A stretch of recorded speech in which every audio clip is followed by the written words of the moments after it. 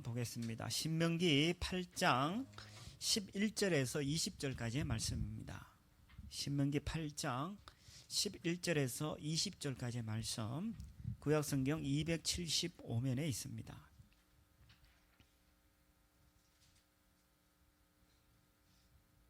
신명기 8장 11절부터 20절 말씀 제가 봉독해 드립니다.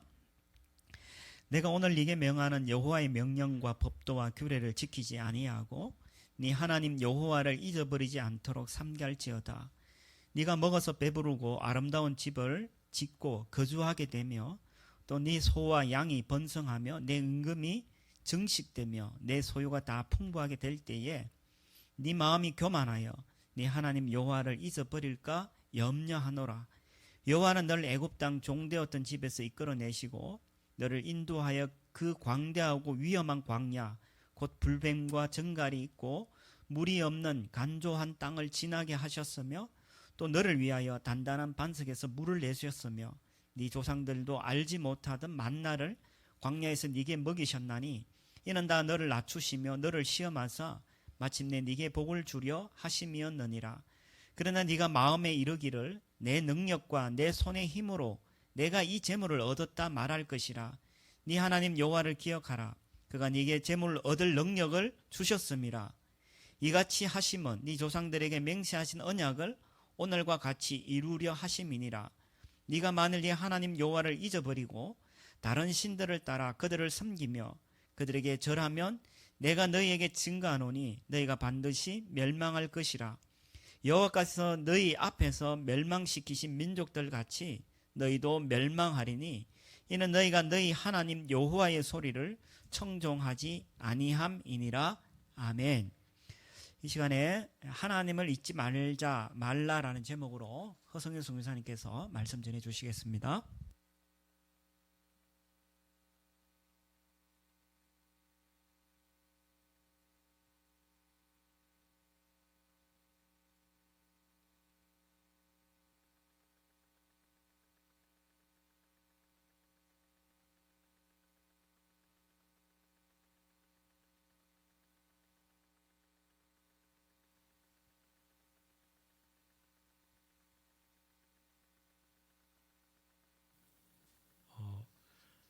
지난 1월 19일 국내 첫 확진자가 나온 이래 지금은 매일 1000명 안팎의 확진자가 쏟아지고 있습니다. 코로나19는 우리가 살아온 생활 방식에 근본적인 변화를 요구하며 국민의 삶을 통째로 바꿨습니다. 안 그래도 코로나19로 힘든데 3월에 있었던 그 사건, 엠번방 사건은 또다시 우리 사회를 큰 충격에 빠뜨렸습니다. 많은 이들은 그 사람의 이제 그 사람이 했던 말을 들었을 때 큰 당혹감과 함께 가슴이 서늘했을 것입니다. 이어서 그뿐 4.15 총선으로 탄생한 거대 여당의 질주로 여의도는 어느 때보다 또 소란스러웠고요. 또 법무부 장관과 검찰총장의 갈등도 1년 내내 사회를 달궜습니다. 구멍 뚫린 하늘에선 또 역대 최장 기간 서민들의 눈물 같은 비가 쏟아졌습니다. 그래도 국민들은 봉준호 감독의 영화 기생충이 아카데미 감독상, 작품상 등 사관왕을 차지하고 또 방탄소년단이 미국 빌보드 메인 싱글 및 앨범 차트를 정복한 소식에 다 같이 손뼉을 쳤습니다. 2020년 사회적으로 이런 큰 이슈들이 있었는데요. 우리에게는 어떤 큰 이슈가 있었나요? 또한 교회에는 어떤 일들이 있었나요? 2020년 우리 개인에게 있었던 일들, 즉 좋은 일이든지 좋지 않은 일이든지 슬픈 일이든지 기쁜 일이든지 그 모든 일들은 우리의 시간과 함께하며 우리를 만들어 갔습니다. 그리고 이제 새로운 새해를 맞이할 준비를 하고 있습니다. 2020년에 이루지 못한 것들에 대해 2021년에 이룰 새로운 계획을 하고 있을 줄 압니다. 우리는 새로운 계획을 이루기 위해 중요한 할 일을 먼저 세우게 될 것입니다. 이처럼 오늘 우리가 읽었던 본문 속에도 보면 새로운 세계를 향한 이스라엘 민족의 도전을 볼 수가 있습니다. 그들의 새로운 세계는 단순한 세계가 아닌 하나님 나라를 세우기 위한 계획이었습니다. 그래서 그들은 하나님 나라를 세우기 위해 가장 중요한 것들을 준비해야 했습니다. 저는 오늘 가나안을 정복하고 하나님 나라를 세우려는 이스라엘 민족에게 가장 필요한 것이 무엇인가를 살펴보고 2021년을 준비하는 우리에게 하시는 하나님의 말씀을 경청해 보고자 합니다. 하나님은 이스라엘 백성들을 선택하시고 그들을 통해 당신의 계획들을 온 인류에게 전달해 주시기 위해 고통 중에 있던 이스라엘 백성들을 이집트에서 구원하여 가나안으로 인도하실 계획들을 모세에게 보여주셨습니다. 이집트를 빠져나온 이스라엘 백성들은 홍해를 건너고 시내 반도를 지나 40년쯤 후에야 모압 땅에 도착했습니다. 이곳에서 모세는 하나님께서 주신 말씀을 세 번으로 나누어 설교하게 됩니다. 그 설교의 핵심 내용은 바로 오늘 본문 8장, 신명기 8장의 내용입니다. 그 주제는 여호와를 잊지 말라, 즉 하나님을 잊지 말라는 것입니다. 이 설교를 통해 하나님은 이스라엘 백성들이 가나안에서 하나님 나라를 건설하기 위해 해야 할 세 가지 말씀을 주셨습니다. 첫 번째는 하나님의 말씀에 순종하라는 것입니다. 11절입니다. 11절, 내가 오늘 내게 명하는 여호와의 명령과 법도와 규례를 지키지 아니하고 내 하나님 여호와를 잊어버리지 않도록 삼갈지어다. 아멘. 본문의 말씀은 하나님의 명령과 법도와 규례를 지키라는 말씀입니다. 다시 말해서 하나님의 말씀에 순종하라는 것입니다. 이스라엘 백성들은 지도자 모세를 통해 지도자 모세를 따라서 젖과 꿀이 흐르는 약속의 땅 가나안으로 향해 가고 있었습니다. 이스라엘 백성들의 40년 광야 생활을 살펴보면 하나님의 말씀에 순종할 때는 복을 받았지만 하나님의 말씀에 순종하지 않고 자기들 마음대로 행동했을 때는 벌을 받았습니다. 그래서 모세는 이제 들어갈 가나안에서는 하나님 말씀에 순종하여 복된 삶을 살라고 당부하고 있는 것입니다. 실로 우리는 순종할 때 성공할 수가 있습니다. 한 음식점이 있었습니다. 이 음식점에는 나이 드신 까다로운 손님들이 많이 왔는데 주방장이 고분고분한 성격이 아니라 때때로 손님들하고 다투는 일이 많았습니다. 그래서 주인은 항상 주방장을 불러놓고 손님은 왕이다, 절대로 싸우지 말라, 손님들이 요구한 대로 다 해줘라고 가르쳤습니다. 그런데 하루는 한 점잖은 할아버지가 오더니 감자튀김을 주문했습니다. 주방장이 감자를 튀겨오니까 너무 두껍다고 다시 썰어서 튀겨달라고 했습니다. 그래서 다시 썰어서 튀겨오니까 이번에는 더 얇게 썰어서 튀겨달라고 했습니다. 이렇게 몇 번에 걸쳐서 주문을 하니 주방장이 화가 나서 씩씩 거렸습니다. 그래도 주인은 옆에서 뭐라고 했을까요? 순종, 순종, 순종이라고 하면서 옆구리를 찔렀습니다.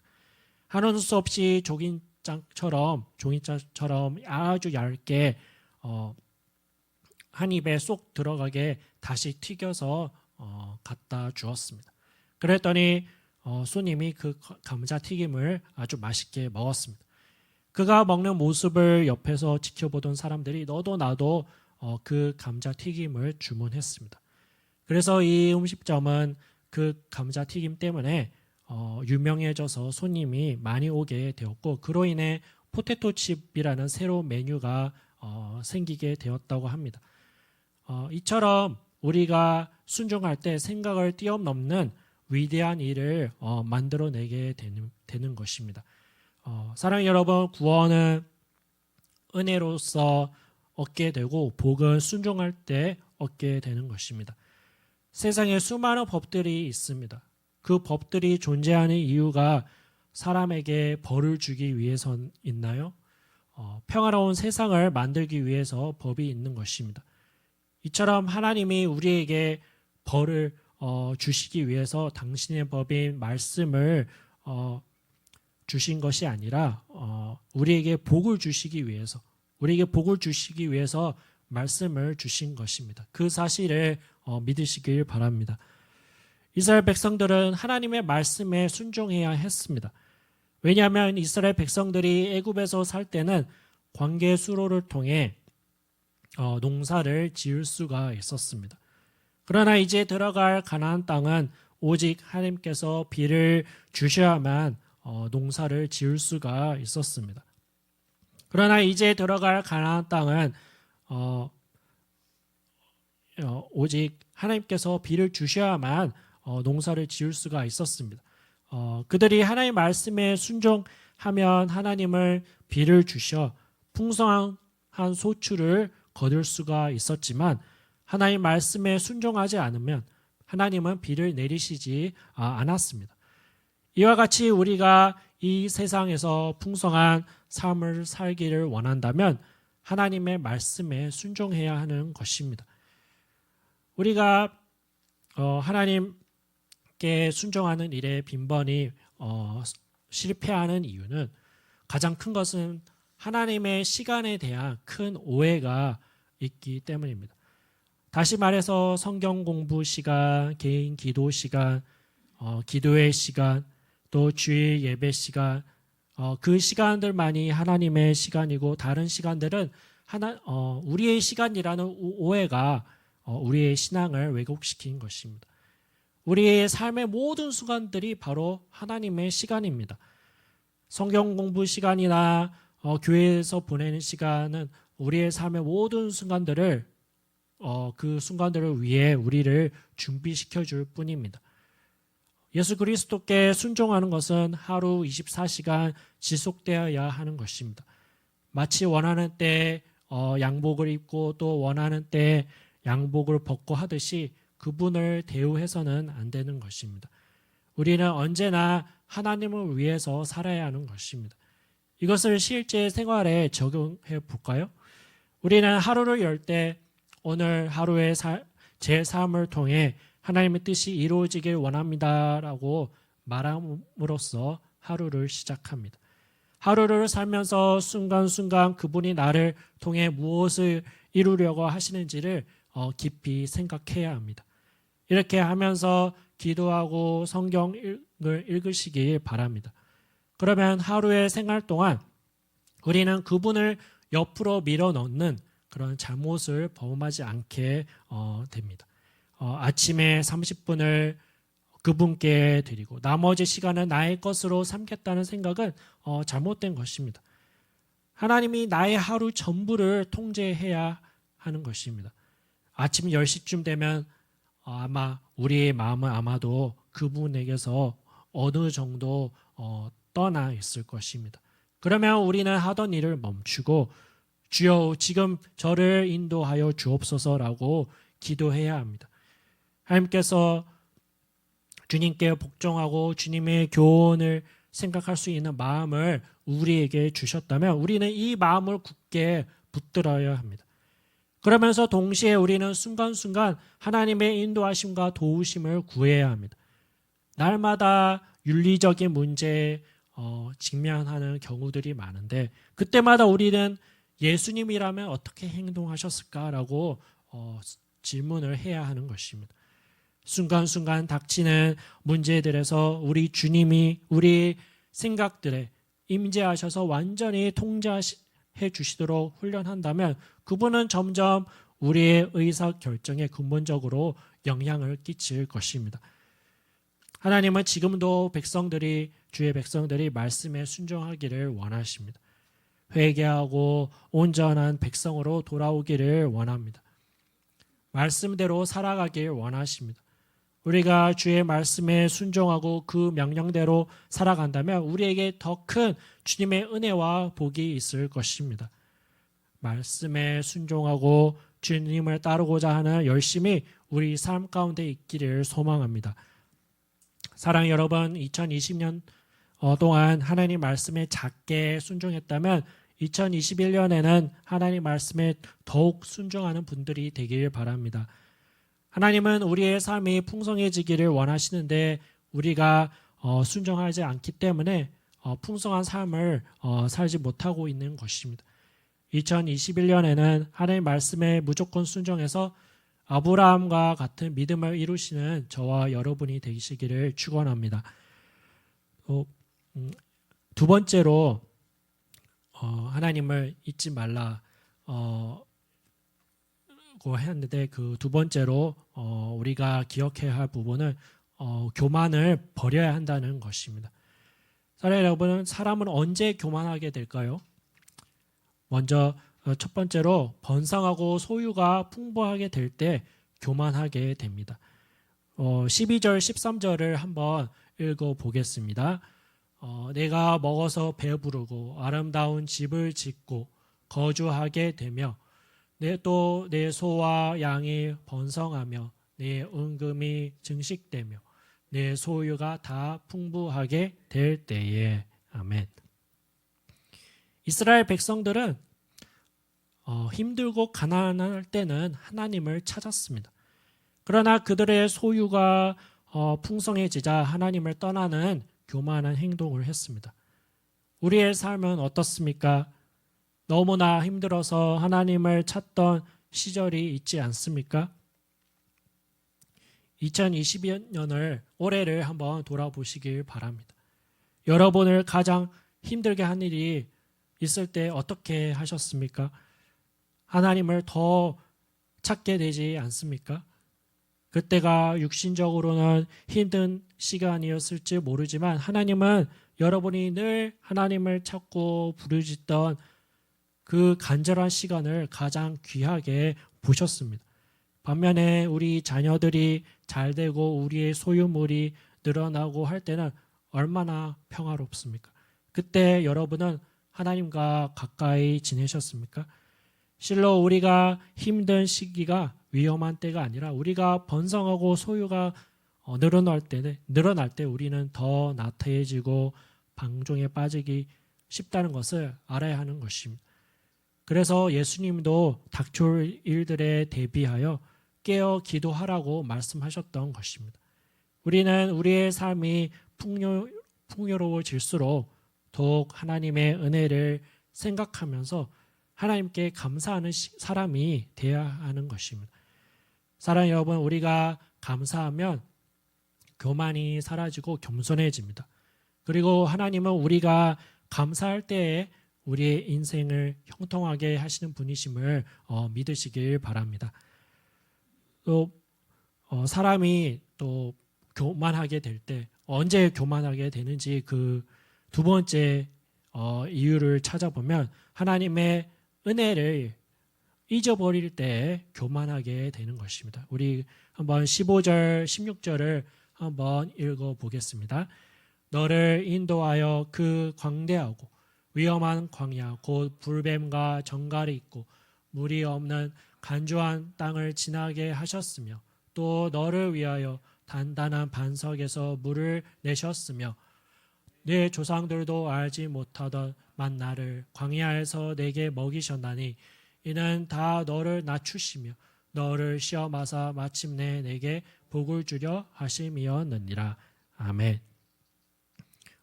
자료를 찾아보니까 사람들이 새로운 땅을 정착하면서 거치게 되는 과정을 세 가지로 소개합니다. 첫째는 흥분과 충격의 단계가 있다는 것입니다. 이 단계에서 가장 문제가 되는 것은 문화적인 충격입니다. 둘째는 더듬는 단계입니다. 이 단계는 언어, 풍습, 문화, 제도가 다른 생활을 시작하는 것을 말합니다. 셋째는 낙심과 후회와 좌절의 단계라는 것입니다.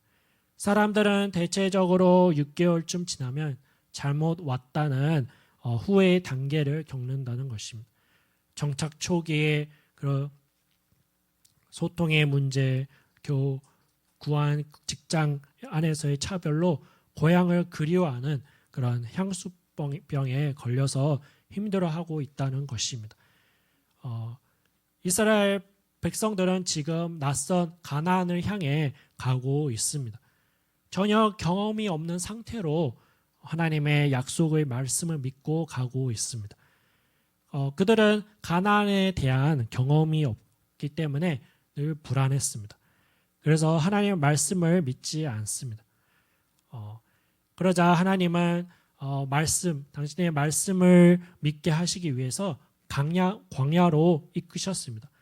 아무것도 없는 광야 생활 속에서 하나님은 당신의 전능하심을 이스라엘 백성에게 보여주셨습니다. 무엇으로 보여주셨습니까? 불뱀과 정갈과 물이 없는 간조한 땅을 통해서 보여주셨습니다. 이스라엘 백성들이 사해 동남쪽에 위치한 에돔에 도착했을 때 에돔성이 길을 내주지 않아서 돌아가게 되었는데 원래는 파하고 지나갔어야 했습니다. 그러나 믿음이 없어서 돌아가게 되었습니다. 그래서 그들은 불뱀에게 물려서 많은 사람들이 죽었습니다. 그때 하나님은 모세에게 놋뱀을 만들어서 지팡이 꼭대기에 달게 한 후에 물린 사람들이 보면 살게 하셨습니다. 또한 정갈의 위험에서도 살려주셨습니다. 근동 지방의 정갈은 10종류가 있을 정도로 정갈의 언덕이라는 지명도 있었습니다. 그리고 하나님은 물이 없어서 불뱀이나 정갈에 물렸을 때 열을 식혀줄 수 없는 위험한 상황 속에서도 인도하시고 목이 말라 할 때 반석에서 물을 내시어 그들의 갈증을 해소해 주셨습니다. 또한 광야를 지날 때에 꿀 섞은 과자와 또 같은 만나를 주셔 배고픔도 달래 주셨습니다. 이스라엘 백성들은 광야 생활 동안 항상 하나님을 간절히 찾았고 하나님은 그들을 먹이시고 입혀 주셨습니다. 이처럼 광야 생활은 철저하게 하나님을 의지할 수밖에 없는 환경이었습니다. 그러나 이제 들어가서 살게 될 가나안은 이미 하나님께서 약속하신 대로 풍성한 곳이었습니다. 사실 이스라엘 백성들이 우상을 숭배하는 가나안의 모든 족속을 쳐부시고 그들의 소유를 가질 것이기에 풍성해질 수밖에 없었습니다. 모세는 과거를 돌아보았습니다. 과거 이스라엘 백성들이 하나님의 은혜로 풍성해졌을 때 하나님을 더 의지하는 삶을 살았던 것이 아니라 하나님을 떠난 삶을 살았고 그로 인해 하나님으로부터 벌을 받았기 때문에 다시는 그런 아픔을 되풀이하지 않기를 바랬습니다. 이제 들어가서 살게 될 가나안에서 풍성한 삶을 살게 될 때 하나님의 은혜를 잊어서 고난 속에 거하고 슬픔 속에 살아서는 안 된다고 설교하고 있는 것입니다. 사랑하는 여러분, 간절히 사모하여 하나님께 은혜를 받은 후에 하나님을 떠나서 사는, 하나님을 잊어버리고 사는 사람들과는 좀 멀리 하시길 바랍니다. 그 풍성한 삶이 오히려 독이 될 수 있습니다. 우리는 요셉과 같은 사람이 되어야 합니다. 창세기 50장 20절입니다. 당신들은 나를 해하려 하였으나 하나님은 그것을 선으로 바꾸사 오늘과 같이 많은 백성의 생명을 구원하게 하시려 하셨으나니. 아멘. 그렇습니다. 요셉은 자신을 죽이려고 했던 형들을 향해 위로와 사랑의 말을 건넸습니다. 요셉은 그 힘들었던 인생에서 구원하시고 풍성하게 해주신 하나님의 은혜를 잊지 않았습니다. 요셉은 풍성했을 때 오히려 더욱 하나님을 의지했습니다. 우리의 인생에 힘든 일이 있을 수 있습니다. 그러나 하나님은 그 힘든 일, 우리에게 있는 고난의 일을 통해 오히려 선으로 갚으려고 하신다는 것을 믿으시길 바랍니다. 그러면 하나님이 요셉에게 복을 주셨듯이 우리에게도 마침내 고난 가운데서 건져내시어 복을 주신다는 것을 믿으시고 하나님의 은혜를 항상 기억하시어 겸손한 삶을 사시길 바랍니다. 또 17절을 한번 읽겠습니다. 신명기 8장 17절. 그러나 네가 마음에 이르기를 네 능력과 내 손의 힘으로 내가 이 재물을 얻었다 말할 것이다. 아멘. 내 능력과 내 손으로 내가 재물을 얻었다는 말은 사람이 자신의 힘으로 자신의 능력으로 부와 명예를 얻게 되었다는 말입니다. 이런 태도는 역사의 주인이신 하나님의 영광을 가로채는 행동이기 때문에 하나님의 진노가 있게 됩니다. 내가 재물을 얻을 능력과 손이 있는 것은 하나님께서 나에게 지혜를 주시고 건강도 주셨기 때문입니다. 이어서 18절을 같이 읽어보겠습니다. 내 하나님 여호와를 기억하라. 그가 내게 재물 얻을 능력을 주셨습니다. 이같이 하심은 내 조상들에게서 맹세하신 언약을 오늘과 같이 이루려 하심이니라. 아멘. 당시 이스라엘 같은 연약한 민족이 어디 있습니까? 그들은 자신의 힘으로는 도저히 가나안 족속을 멸망시킬 힘이 없었습니다. 그들은 스스로를 메뚜기라고 했습니다. 그리고 가나안 족속은 아낙 자손으로 들로 험악하고 강한 민족이었습니다. 이스라엘의 전쟁은 실로 바위로 계란을 치는 격이었습니다. 절대로 이길 수 없는 전쟁이었습니다. 그런데 이스라엘이 가나안 족속을 이긴 것은 그들의 능력이 아니라 그들의 능력이 아니었습니다. 성경을 보면 그들이 가나안 부족을 향해 전쟁을 하러 갈 때면 항상 하나님의 사자가 앞서간다고 되어 있습니다.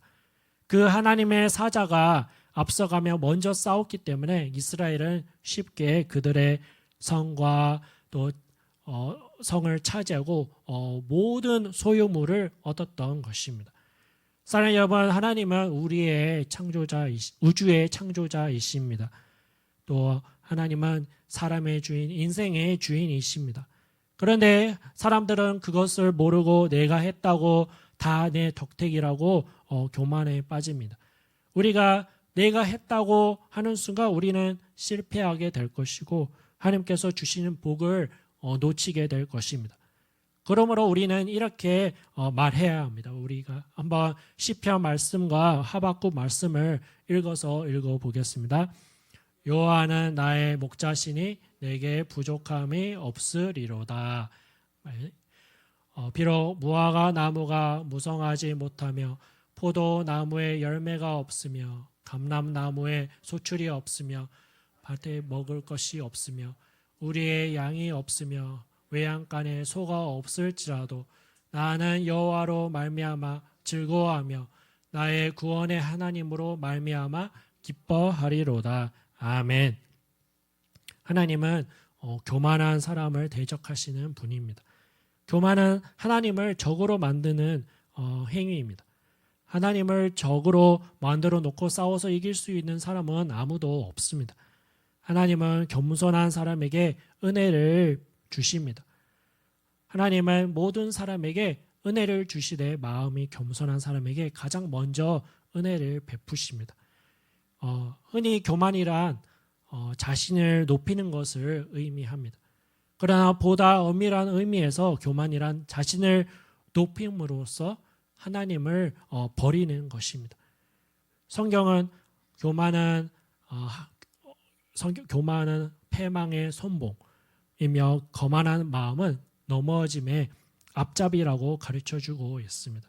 그 이유는 교만의 중심에는 우리의 영원한 반석이요 방패가 되신 하나님께서 좌정하실 자리가 없기 때문입니다. 하나님이 없는 사람, 하나님이 함께하지 않는 사람은 결코 승리할 수가 없습니다. 우리 스스로 하나님의 도우심 없이 살 수 있다고 생각하는 순간 무너지는 것이 우리 인간임을 기억하시길 바랍니다. 기독교는 나약해 빠진 인간들이 선택하는 종교가 아닙니다. 하나님께서 붙드시지 않으면 우리는 그야말로 바람에 흩날리는 먼지와도 같은 존재임을 받아들이는 것이 기독교인 것입니다. 하나님께서 우리 존재의 알파요 오메가이심을 겸손히 받아들이는 것, 이것이 믿음인 것입니다. 올해 저와 여러분은 얼마나 많이 나를 주장하면서 살았습니까? 다가온 새해에는 항상 나를 주장하지 말고 하나님께 영광을 돌려 교만을 버리고 하나님께서 주시는 은혜 속에 사시는 저와 여러분이 되시길 축원드립니다. 또 마지막으로 우리가 기억해야 할 것은 바로 우상을 버려야 한다는 것입니다. 19절, 20절을 함께 읽어보겠습니다. 내가 만일 내 하나님 여호와를 잊어버리고 다른 신들을 따라 그들을 섬기며 그들에게 절하면 내가 너에게 증거하노니 너희가 반드시 멸망할 것이라. 여호와께서 너희 앞에서 멸망시키신 만족들 같이 너희도 멸망하리니 이는 너희가 너희의 하나님 여호와의 소리를 청종하지 아니함이니라. 아멘. 하나님께서 가나안 족속을 멸하라고 명령하신 것은 그들이 하나님을 믿지 않았고 심히 악하고 우상을 숭배하는 사람들이었기 때문입니다. 과거 이스라엘 백성들도 우상을 숭배해서 죽임을 당했습니다. 모세가 시내산에서 십계명을 가지고 내려왔을 때 이스라엘 백성들은 금송아지를 만들고 그 우상을 숭배했습니다. 그로 인해 하나님은 이스라엘 백성들 3,000명을 죽이셨습니다. 실로 끔찍한 일이었습니다. 그래서 모세는 그런 과거의 일을 되풀이하지 않도록 가나안에 들어가서 절대로 우상을 숭배하지 말고 하나님을 섬길 것을 설교하고 있는 것입니다. 성탄절을 앞두고 어느 신문에 다음과 같은 문구가 쓰인 걸 봤습니다. 즐거움을 간직하고 미신을 버리라는 내용입니다. 이 문구를 배경으로 한쪽에는 따뜻한 미소를 짓는 산타클로스가 다른 한쪽에는 가시 면류관을 쓰고 고통스러워하는 예수님의 모습의 그림이 올려졌습니다. 이 장면은 세상이 얼마나 악해졌는가를 보여주는 장면입니다. 수많은 사람들이 구독합니다만 그 광고 내용이 산타를 믿고 예수님을 버리라는 것입니다. 정말 하나님이 진노하실 장면입니다. 하나님이 이 나라를 얼마나 사랑하셨습니까? 수많은 믿음의 사람을 통해 믿음의 조상 나라로 만드셨고 세계 도처에 선교사를 파송하여 수많은 영혼들을 구원하는데 사용하셨고 그 결과로 열방에 하나님의 사랑이 전해졌습니다. 그런데 이제는 우리나라가 하나님을 떠나서 우상을 숭배하는 나라가 되어가고 있습니다. 곳곳에서 폭력과 음주사고로 목숨을 잃는 수많은 사람들, 살인과 강간의 증가, 또 동성연애, 또 마약 등등 하나님께서 하지 말라고 하신 일들을 골라서 하고 있습니다. 너무나 슬프고 괴로운 현실입니다. 하나님을 섬김으로 세상에 으뜸가는 나라가 되었는데 이제는 하나님을 섬기기보다 사람의 능력을 의지하고 과학을 의지하고 의학을 의지하고 물질을 의지합니다. 이 모든 것들이 우상인 것입니다. 특히 오늘날은 돈이 모든 우상의 으뜸에 자리하고 있습니다. 돈 때문에 낙심하고 돈 때문에 살인을 하고 돈 때문에 자살을 하고 돈 때문에 죄를 짓고 있습니다.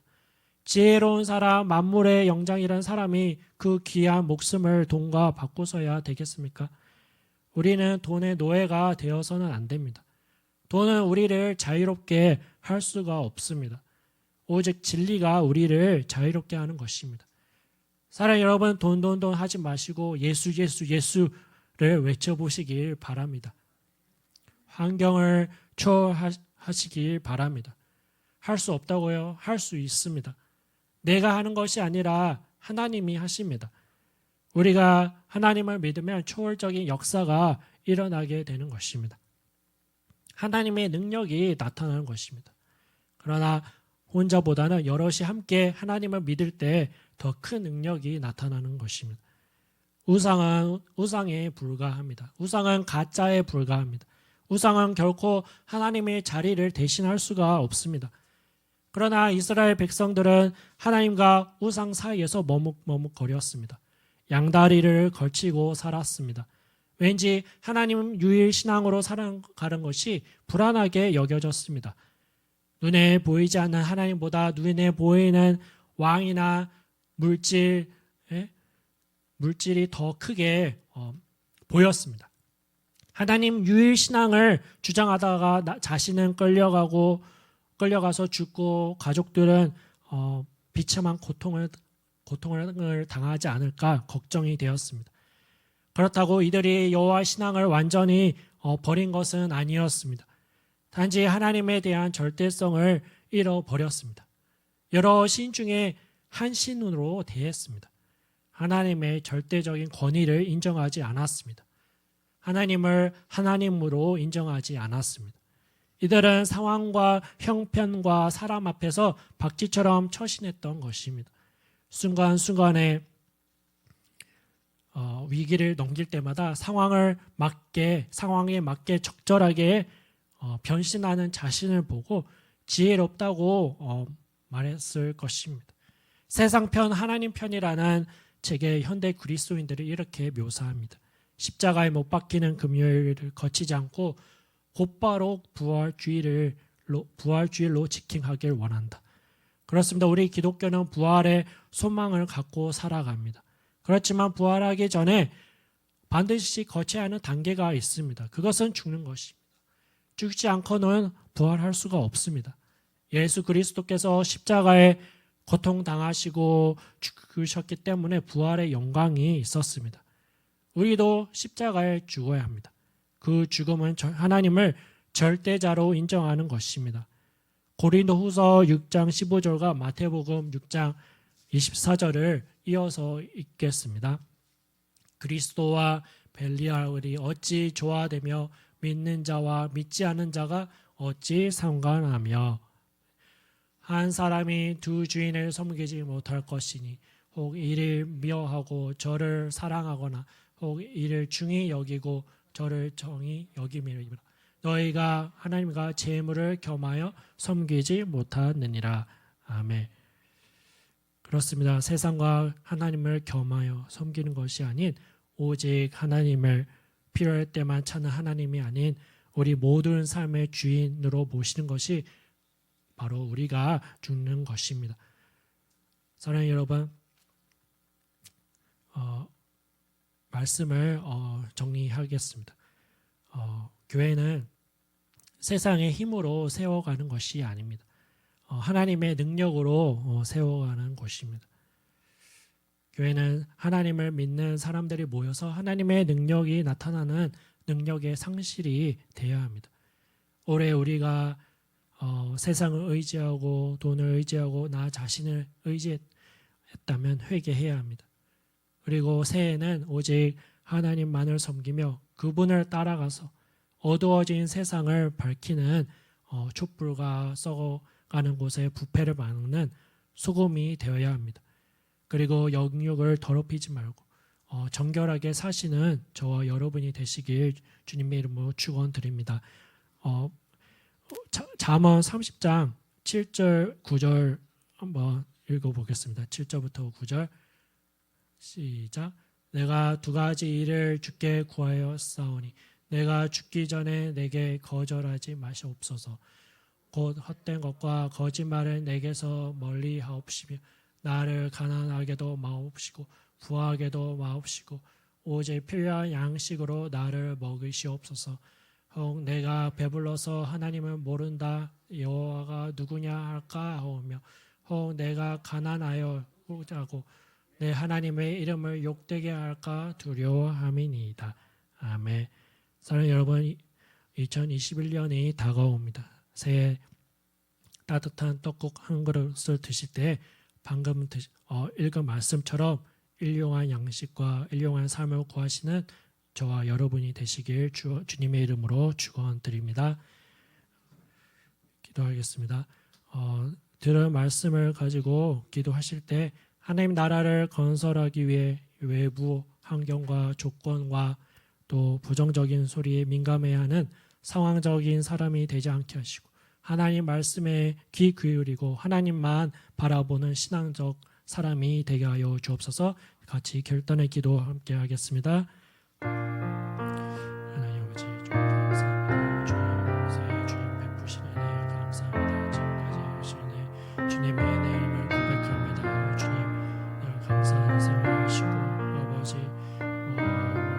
주관자이신 아버지 만주의 주 왕 되신 주님을 따라가며 주님을 은혜로 족한 저희들 인생이 되게 하여 주옵소서. 하나님 아버지 주님의 말씀에 귀 기울이고 또 주님만 바라보는 신앙적인 사람이 되게 하여 주옵소서.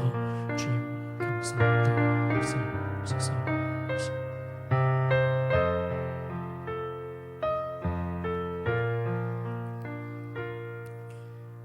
살아계신 하나님 은혜를 감사합니다.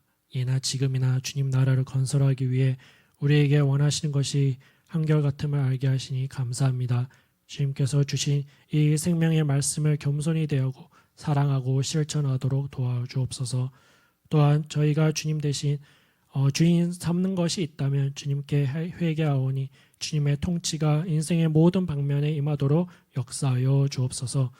주님을 믿을 때 상황에 따라 믿는 상황적인 사람이 아니라 모든 상황 속에서 주님을 나의 구주로 고백하며 삶을 통해 그리스도의 향기를 바라는 신앙적인 사람이 되도록 도와주옵소서.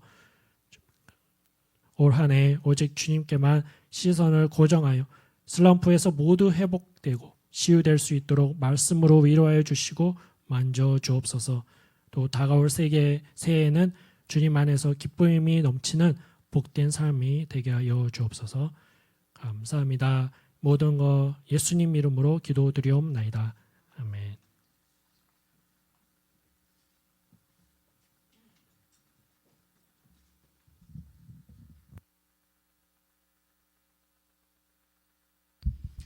주일 말씀 생각하면서 찬송 301장 찬송하겠습니다.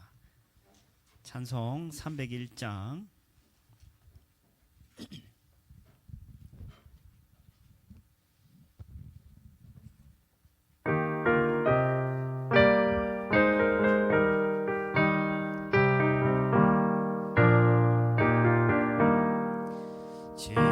지금까지 지내온 것 주의 크신 은혜라 한이 없는 주의 사랑 어찌로 말하랴 자나깨나 주의 손이 항상 살펴주시고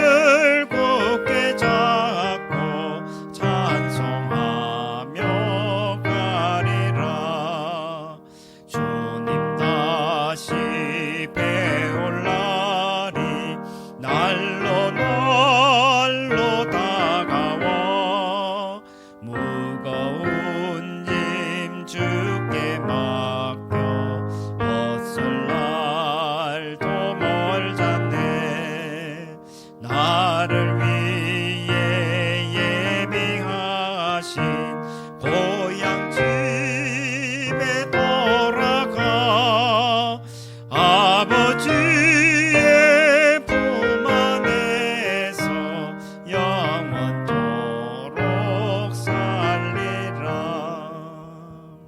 기도합니다. 이제는 우리 주 예수 그리스도의 은혜와 하나님의 사랑과 성령의 교통하심이 올 한 해도 우리에게 은혜 베푸신 하나님을 잊지 아니하고 내년에도 하나님을 잊지 않고 살아가기를 다짐하는 우리 사랑하는 성도들과 그들의 삶의 모든 터전 위에, 특별히 한국교회와 이 나라 위에 지금으로부터 영원토록 함께하기를 간절히 축원하옵나이다. 아멘.